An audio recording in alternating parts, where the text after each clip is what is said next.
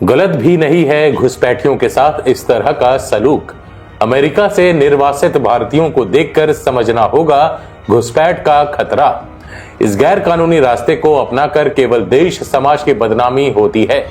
अब इस गतिविधि पर सख्ती से रोक लगाने के लिए हर संभव उपाय करने होंगे। नमस्कार, आजाद सिपाही के खबर विशेष में आपका स्वागत है। मैं हूं राहुल सिंह। बहुत बेआबरू होकर तेरे कूचे से हम निकले। गालिब के इस शेर से उन्हें निर्वासित किए गए भारतीयों का दर्द समझा जा सकता है, जिन्हें अमेरिका से भारत वापस भेजा गया। अमेरिका से 2 खेपों में निर्वासित किए गए 200 से ज्यादा भारतीय बेहद अमानवीय परिस्थितियों में घर लौट गए हैं। अमेरिका में डोनाल्ड ट्रंप के दूसरे कार्यकाल की शुरुआत में ही अवैध अप्रवासियों के खिलाफ कड़े कदम उठाए गए हैं और इसकी जद में अवैध रूप से अमेरिका गए करीब 18,000 भारतीय आ गए हैं। इन अवैध अप्रवासियों को घुसपैठिया कहा जा रहा है, जो पूरी तरह गलत भी नहीं है।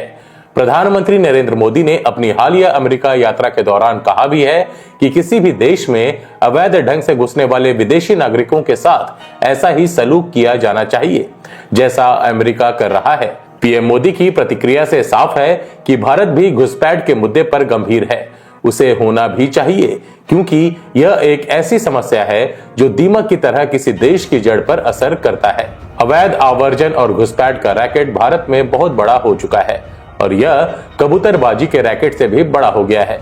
ऐसे में सवाल उठता है कि लोग क्यों इस तरह का खतरा उठाने के लिए तैयार होते हैं, जबकि उन्हें पता होता है कि इसमें उनकी, परिवार, समाज की और यहाँ तक कि पूरे देश की बदनामी हो सकती है।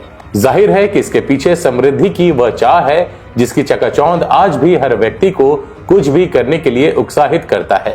क्या है घुसपैठ की मानसिकता, क्या है निर्वासन की पूरी प्रक्रिया और क्या होता है इसका असर, आइए जानते हैं आजाद सिपाही के विशेष संवाददाता राकेश सिंह की रिपोर्ट से।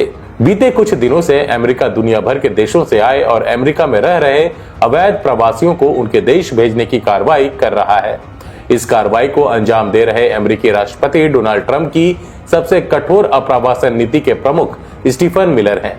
ट्रंप ने अपना दूसरा कार्यकाल जिस दिन संभाला, उसी दिन उन्होंने जिस कार्यकारी आदेशों पर हस्ताक्षर किए, उन पर मिलर के हस्ताक्षर पहले से मौजूद थे। इन आदेशों में थे जन्म सिद्ध नागरिकता को खत्म करना और दक्षिणी सीमा पर राष्ट्रीय इमरजेंसी घोषित करना। नीतिगत मामलों के डिप्टी डायरेक्टर और राष्ट्रीय सुरक्षा सलाहकार के रूप में मिलर ने ट्रंप के अप्रवासन एजेंडे को लागू करने के लिए कई कार्यकारी आदेशों का मसौदा तैयार करने की अगुवाई की।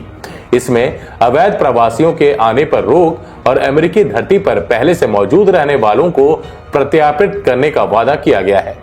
इसी आदेश के तहत अमेरिका ने 2 खेप में 200 से अधिक वैसे भारतीयों को वापस भेजा है जो अवैध तरीके से वहां रह रहे थे, यानी घुसपैठिए थे।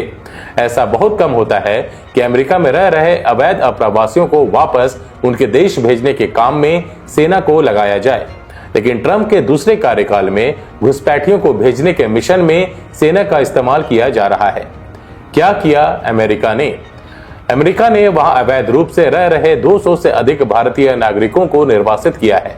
यह निर्वासन अवैध आवर्जन से निपटने के बारे में भारत और अमेरिका के बीच हाल ही में हुए बातचीत के बाद हुआ है, जो पिछले महीने ट्रंप के पदभार संभालने के बाद से एक प्रमुख मुद्दा बन गया है। अमेरिका ने पहले भी पूर्ववर्ती प्रशासनों के तहत भारतीय नागरिकों को निर्वासित किया है, लेकिन यह पहली बार है कि इस तरह के ऑपरेशन के लिए सैन्य विमान का उपयोग किया गया है।